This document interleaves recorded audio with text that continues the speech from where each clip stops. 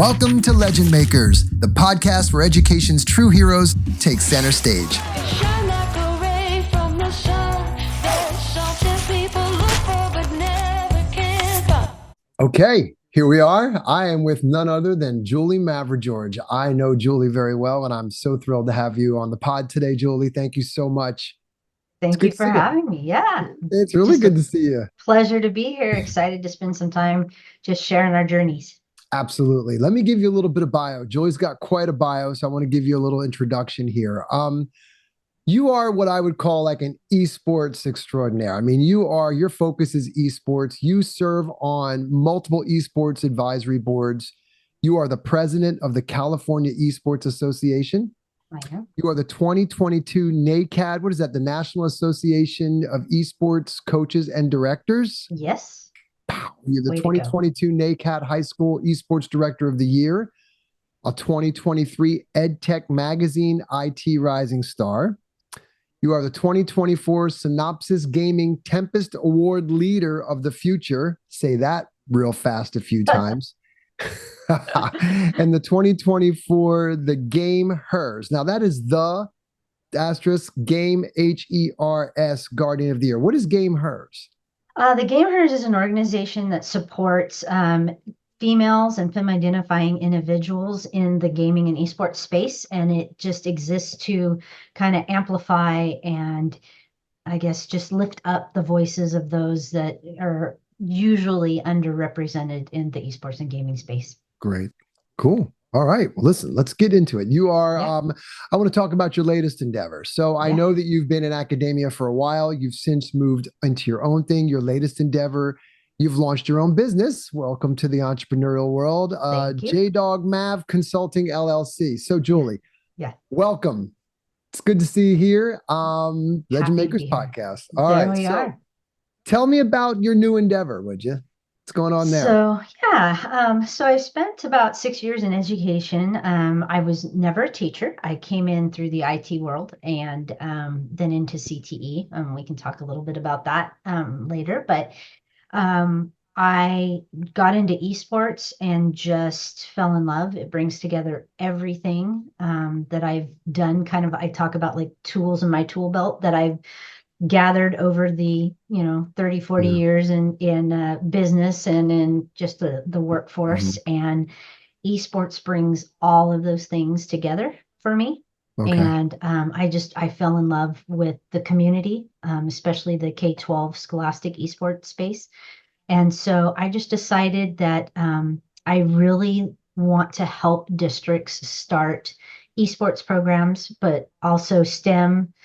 Even in most of my bios, I put esports, drones, and STEM and STEAM activities. That's where I focus because that's what I have experience in. And there are countless districts out there and schools that just have either never heard of esports or don't realize that, hey, you can do drones in class. Yep. And so I launched the business to help those individual teachers, schools, and districts start programs that will benefit their students and hopefully get them prepared for college and career moving on, as they grow up. Right. And in full transparency, you and I have now a long relationship. When I was first starting Drone Legends, by the way, your background is amazing. Thank you. That's very cool. You're We're kind welcome. of sharing the same thing there. And you were one of the first to start following me when I was doing a lot of online stuff during the pandemic. Mhm. And at the time you were over at Fresno. And I remember you were very instrumental in spearheading bringing drones and drone technology into the district. Yeah. So that's our disclosure statement, is that Julie and I go way back. Yeah. She was one of my first real champions and really helped bring Drone Legends into not just Fresno, but other districts by being kind of a brand ambassador for us over the years. So I appreciate that. Absolutely. Yeah, I mean, it's incredible. You serve as the mentor for Women in Games International. Women in Games is an ambassador for Minecraft Education, Generation Esports, and, for example, for us, Drone Legends. Yeah. Tell me, I mean, so you came through the IT world, Yeah. but what was it about education? So when you think about your history and your journey, what because we look at this podcast, I want to kind of talk to the teachers out there or other folks that may be in your shoes. Maybe there's somebody in IT that really is into gaming, esports, drone technology, some of the more STEMmy. What was it that attracted and ultimately got you in and then kept you in for as long as you were? What was it about it? Like, why do you do what you do? Let's answer Why the do I why. do that's an easy one. So I'm going to rewind back to before I even learned how to write my first line of code. Okay. Jordan, my son, my oldest son, right? He was teaching himself how to code, and we ended up. We'll make this part of the story super short, but we ended up at a local tech hub. We learned how to code. We became teachers, and I fell in. I always had an affinity towards technology, Mhm. but when I learned how to code, it like opened up this like just like a light bulb going off into this whole other world.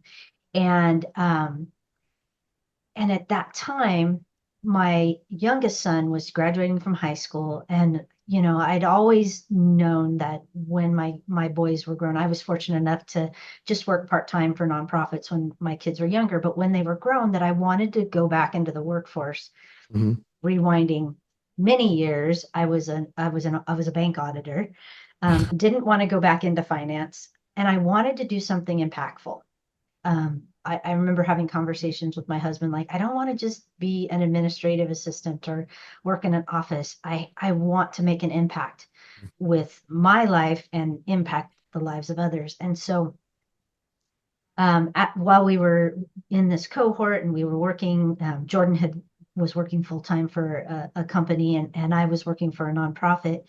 And I had heard that Fresno Unified was doing some coding classes and whatnot. And they had reached out to the organization that we were a part of, and they were looking for somebody to come into their IT department to kind of take over on what we then coined ourselves as the STEAM team once there were four of us. And but at the time they hadn't come up with that name, and I applied. They hired me. I came in, and they were running something that they called the Tournament of Technology, which you are familiar with.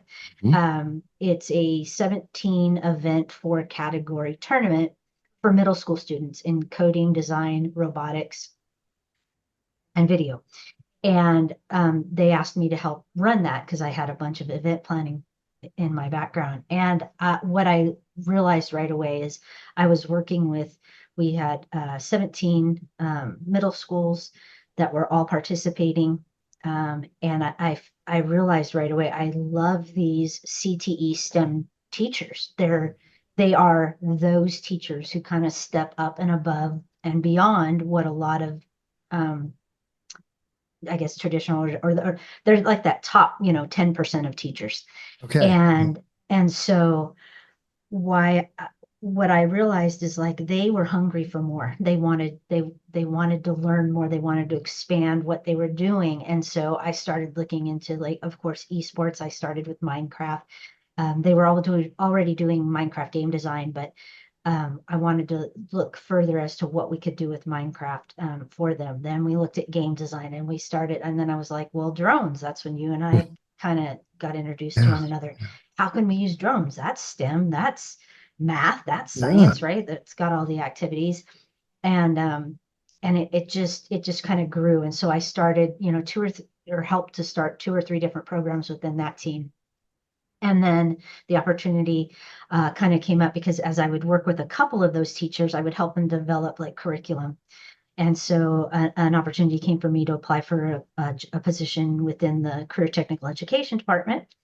And I jumped on up over there where I could really focus more on writing the curriculum and now not just impacting an event that occurs, like out of the school day or after school. Some of those teachers were teaching during the day, but as a CTE coordinator, I was working then with teachers and other coordinators at the high school and middle school level, integrating STEM and STEAM, all types of activities, 3D printing, I mean, just engineering projects, things like that, into the classroom. And I would meet routinely with districts and schools like throughout my career at Fresno Unified. Um, all over the nation and then eventually all over the world, asking, how did you do this? How did you go about that? And I kind of wrote this program development package. And so I just decided, okay, I'm gonna kind of jump out there on my own because people kept asking, and I was, I just wanted to spend my time really making an impact on those people. And so, Mm. so the reason I jumped into education, ultimately was I wanted to stay involved in technology, but I immediately found how much I really love what teachers do and Mm. who they are, and the knowing that I can help lift that burden of curriculum writing or program development and just kind of go, here, I've written it. Now all you have to do is implement it and let me help you, kind of get through the start of it, and then they just run with it. And if I can replicate that and do that for, districts and teachers all over, then let's do it. So that's Mm. kind of the story, so to speak, Yeah. how Oh, I that's got where I great. am. That's so cool. I did not know your backstory in that detail. That's Mm, amazing. That's really cool. I didn't know how you ultimately got into it. I mean, I've watched you in action, yeah, but I never knew exactly how you got started. And great. so yeah, so you're making an impact and you're actually able to help others, schools, other CTE teachers that want to help to bring in, they want to bring it into their schools. They feel the same way you did. They got a little bit of the bug. They know that Yeah, there's something here. You're able to help them through your kind of a process, through all of your accumulated experience, yeah, you can then bring that in. That's so cool. I love it. absolutely. So Yeah. that gets me almost like the second point is if you were going to be coaching somebody, let's say I'm a new teacher, I'm in the CTE department, or I'm thinking about entering it in, or I want to get an esport program in my school. What kind of advice do you have for somebody that's just starting out? Usually what I tell them is just do it, because most people think that you have to have this grand plan. Mhm. And although that's great, there are lots of roadblocks or hoops, I want to say, I guess, that you have to jump through within districts and schools, right? Mhm. If you're starting as a club, most schools will allow you to host a club. It's relatively easy. You just get permission slips, make sure your principal knows you're hosting a club, and you can start very simply by, if it's esports, it could be Minecraft. If it's drones, you can buy your own, educational drone to start. Mhm. There's online resources, which, for yours in particular, start from K all the way up through high school, right? So Yeah. you can access simply, some educational resources, um, and just start moving forward. Like don't be afraid. It's not as ominous and big as it seems, right? Right. Um, the one thing that, or one of the things that I'm really good at is networking and connecting people to people and people to resources. And so a lot of times people will they'll reach out and they'll say, hey, do you by chance know so and so? It happened to me this morning, and I was like, "Oh, I don't think so." And then I did a quick, LinkedIn search, and sure enough, I have met Uh-huh. this Yep. individual. Oh, could you connect me? And I'm like, well, I haven't talked to him in a couple of years, Yeah. but Yeah. sure, let me reach out. Of course, like immediately, super happy to make those connections. So I Right. do I do a lot of that. And so like when a teacher reaches out, I'm like, what I try to assess, I usually will meet with them for an hour or so and just say, couple of things. One, what are your program goals? What are your student outcomes? And then we kind of look at where you are. What is your population of students? Are Mm. you a large district? Are you a small school? Are you in a rural area? Like what? So that then I can kind of help you figure out what you need, because Mhm. there's, especially in esports, right? There's a price point for every school district, every school, it doesn't, you don't have to do this one big package. There's little steps that you can do along the way. Mm. And so I just really, I try to assess what they need, and then, and help them along the way, right? It's meeting them and trying success. Whatever they define as success is what we need to do, Mhm. for them and help them. So, that's kind of the approach I take. Okay. Um, Yeah. So you mentioned some of the hoops. So like yeah, I want to start. I'm a noob. I have no idea there what you I'm go. doing. Yeah. and I want to start an esports program. Yeah. I get this idea, esports. Let's just focus there because I think it's really Okay. cool. Because I could Okay. talk drones all day, right? Let's like talk about something I'm not really talking about too much is this Okay. esports program. Sure. What's the kind of first steps? You mentioned some hoops. I'm sure there's some bureaucratic issues Yeah. that need to be accounted for. So let's talk about how I might get started. I encourage people to reach out on LinkedIn, right? To find Mhm. other people who are doing esports on LinkedIn and Okay, great. actually reach out to them, message them, just say, hey, what are you doing? Most people in the esports community are very collaborative. Mhm. I myself do offer, I have a whole package I put together. Okay. I can easily assist anybody. I do introductory calls with people all the time, Hmm. like just to help you figure out what you want to do and then connect you with either the people, the resources, the other school districts, a college in your, or another high school in your area that you can kind of reach, connect with. But really all it is it's starting with just that club. Just Okay. start, just Just have it start in a your, club. yep, Mhm. just start a club, start small. Some teachers want to start with curriculum. In that case, like, again, it's figuring out what type of curriculum, what grade levels. Like there are a lot of I don't like to just say, oh, just do this. I like to help people create the programs that are right for their student population. Um, and not in esports in particular, not one size fits all, right? Mhm. Because there are different games, there are different grade levels, there are different opportunities. In esports, we're talking not just the game itself or gaming, we're talking all the things that go around that with video production and shoutcasting and broadcasting and marketing and graphic design and all of that. I tell most people when you think of esports, think of the Super Bowl. Every esports event is like putting on a Super Bowl where everything, all the lights, all the sound, all the, the broadcast, the commentators, like all of that happens in an esports, every esports event that you attend in person. So we need kids to do that. They need to fill those jobs.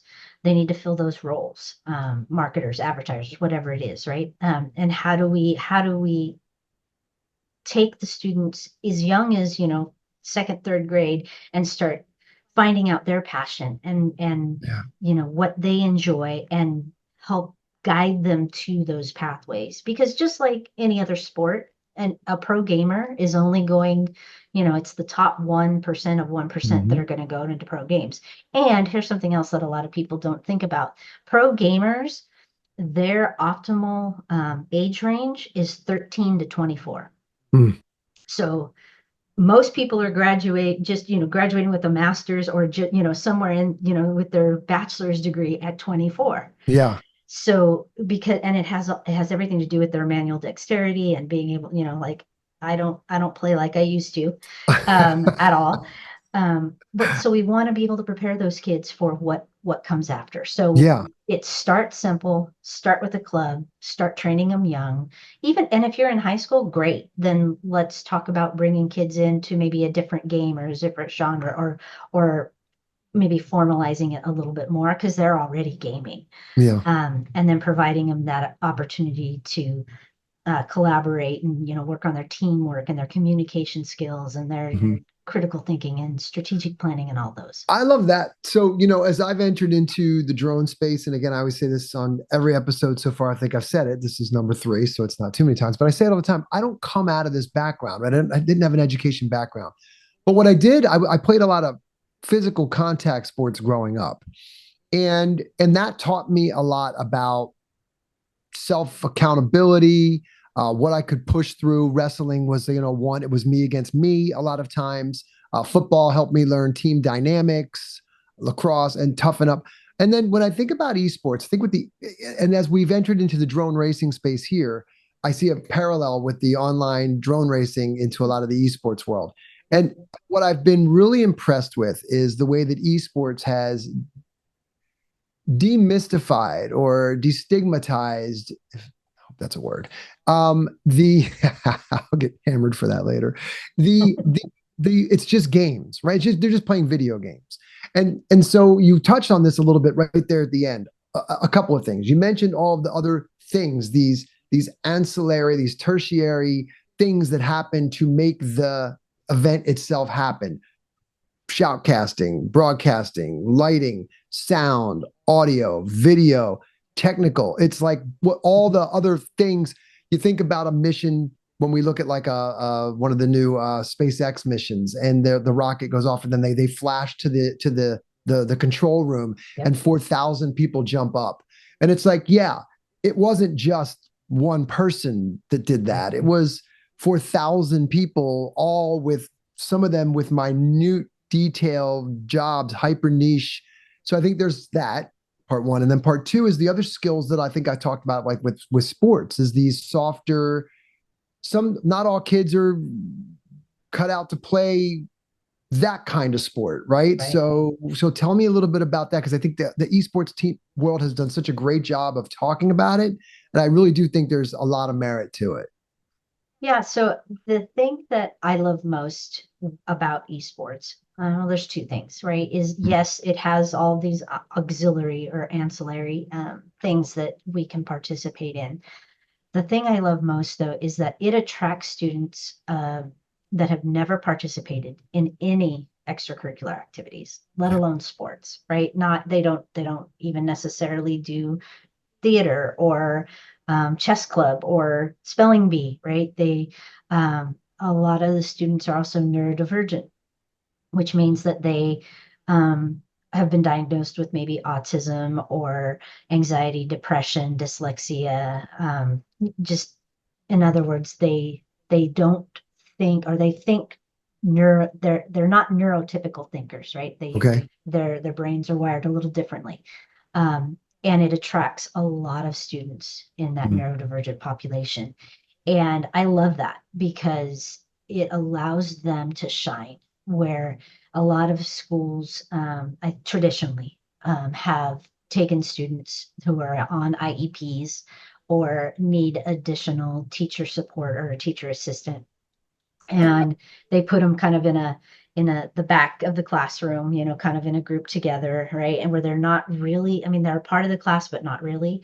And what esports has now allowed them to do is, one, it allows them to hyper focus, which is an attribute that I think is positive, but in a school setting, maybe in a traditional way that we educate students, it's not looked at necessarily as a positive. But in esports, because two things. One, they are able to hyper focus on something that they're interested in on a screen.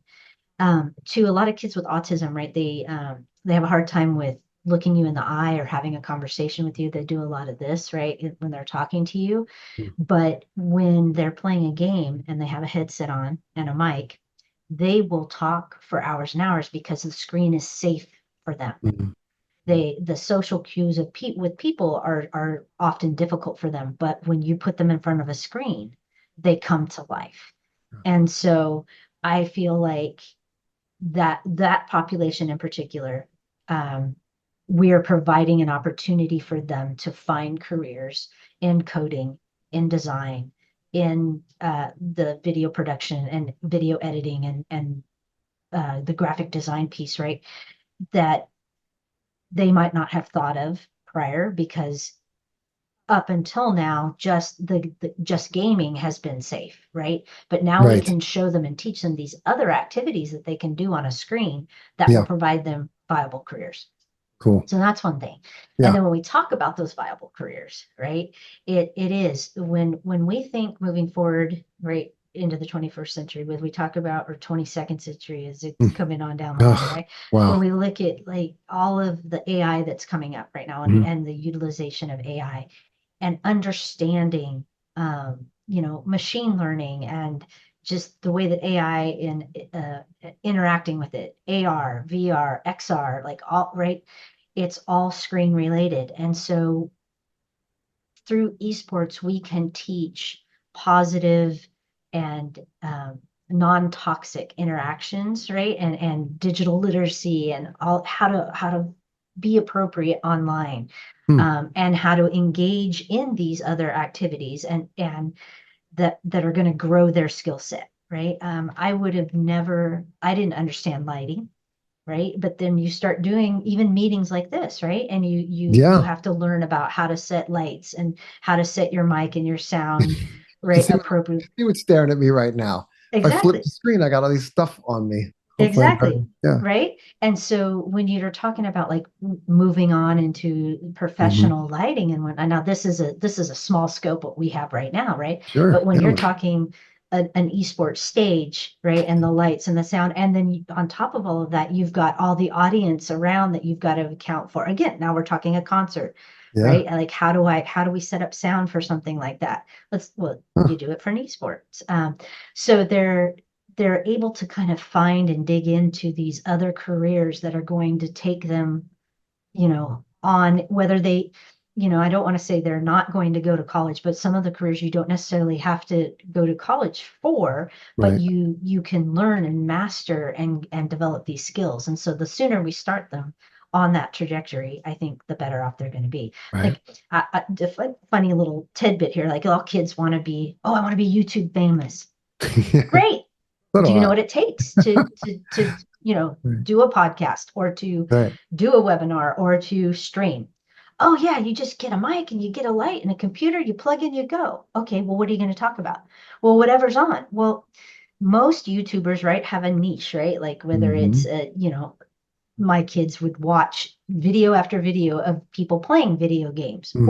or they would watch a person commentating on video games. Yes. The person's not even playing, but they're talking about it, right?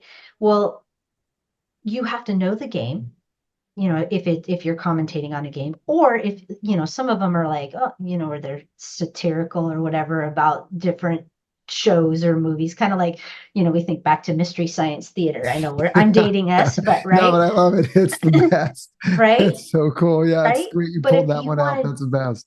Exactly. But if you want to do that, you've got to learn how to write a script, right? Yeah.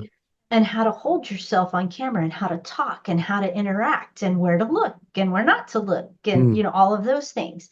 And so it's a training ground for multiple careers. Hmm. And I think an opportunity to really pull those kids in that maybe would be outliers, Yeah. that now we can incorporate mainstream, and in many cases, they go on to be the team captains and Right.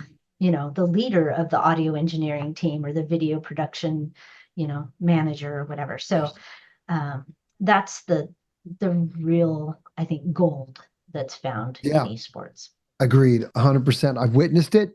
I mean, I've been to some of the tournaments. I think when we were at ISTE 1 year in Philadelphia, I went and saw that event was really cool. Uh, ice cream truck just pulled up. If I can buy you one, I don't know if you heard it, but the little jingles was there. I did So if not. anybody heard that, I'm buying. So ice creams for everybody. It's there. It's getting to be fall around here, so we'll see if that little ice cream truck's rolling around more.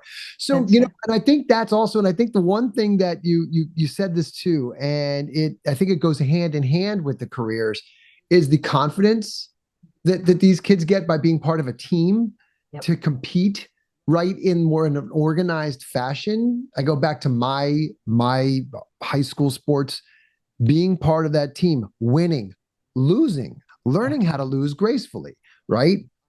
Pulling my weight on my team, like being accountable for my part and the contribution of a greater team effort, right? Right. So those things are all character building skills. Yeah. And as these kids enter into the workforce, um, in one of these chosen fields, whether it be the AV, audio, gaming, whatever, those two are important to bring into those spaces so they have the kind of the character to work amongst other people, hold themselves accountable for what they're doing. I think that's huge confidence builder for them.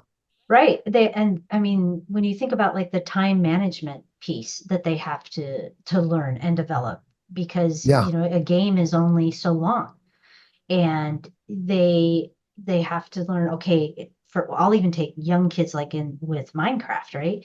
You have a 30-minute build if you're doing a build battle. Well, they have Hmm. to strategically think about the space that they have, Yeah. right? And who's going to build what in what time, and who's going to do the engineering piece, who's going to do the coding piece, who's going to be the designer, right? So they have to plan all this in a certain amount of time. They Mhm. have to make sure that each team member is executing their portion of the build, on time, right? So I mean, it's a little business, right? Yeah, it is a little Um, business for sure. and then it Mhm. moves forward, right? Yep. With other games as they grow. Then the critical thinking that goes into Yep. developing, and then yeah, all those soft skills, right? The communication, Yep. creativity, collaboration, all those 21st century skills that teachers are looking for to develop in kids. Their esports provides that opportunity. It's, I do a session that's called esports. It's so much more than gaming because Mhm. it is, but Right. most Right. people just don't quite understand that yet, which is awesome because we can come in and with drones as well, right? Oh, drones, Yeah.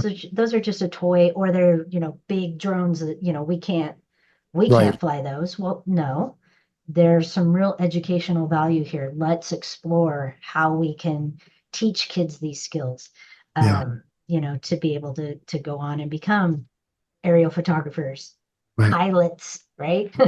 Yeah. Right. All Right. of those types Actual of things. pilots. Right. I mean, Actual plane it's pilots. actually Yeah, a kind of a launch pad, no pun intended, to maybe even a career in aviation. So absolutely. this is all cool. I love it. So I want to be mindful of your time. So think about this. If so I'm going to circle back and we're going to wrap this up with a couple questions, but I want you to think about, so you are on the cutting edge. So some people I talk to, they're more of a traditional classroom teacher. They have things that they're excited about moving forward, but you really are thinking about technology. You've talked a lot about AI, XR, VR, AR. What's the next thing? What excites you today? Like when you think about looking forward, what is it that makes you excited about education? Education in the context of maybe esports or gaming or where it is in your space. Obviously, you can only speak from your experience, but what gets you pumped? Just the idea of thinking that more and more schools and teachers are going to be adopting this moving forward, AI in particular, right? But Mhm. I work with, partner with one company that does AI game design, right? Hmm. And Oh, helping wow. kids to Okay. learn how to prompt AI to help them create video games. Wow. So it to me, it's seeing it all kind of come together, kind of like when we go back to the where I started with the tournament of technology, Yeah. right? But Uh-huh. seeing that all come together in classrooms, across the nation, across the world, and then having those classrooms and teachers collectively come together. You know, I just even within Fresno, I tried to get those graphic design teachers from different schools to work together, Hmm. or video production teachers to collaborate. And so it's us older school people, right, that have been teaching or been in education for a while, that have to kind of break that down and allow for those new opportunities because of Zoom and Google Hmm. Meet and all of the Yeah. online Yeah. platforms. We now can have these virtual collaborations. I know for our district, like those internships, right? Like your company did an internship with Fresno Yeah. Unified with some students in Fresno Unified, two different teachers. That's what excites me, Right. is how can we bring these workplace partners together with our teachers and students to provide them those real world skills. Right. And what I see too is that it's the entrepreneurs, right? The people that are thinking outside the box, that go to the teacher and say, hey, are you willing to try this? And Yeah. then the teacher tries it. And in every instance that I've experienced so far, the teacher loves it and the students are ecstatic because Wow.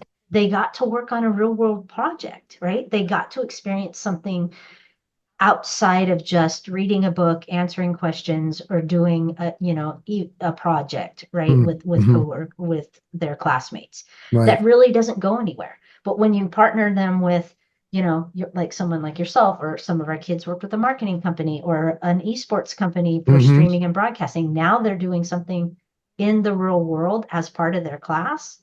Yeah. That's what really That's excites it. me. Yeah. Wow. Cool. Awesome. Well, listen, this is great. I could talk to you forever. I love what you bring to the table. I do Thank hear you. my dog here. I have a dog in the studio today, and Yeah. she is really ready to get going here. She's right behind me, Mrs. Ruby Roo. She's there, right, Roo? Say hi to everybody.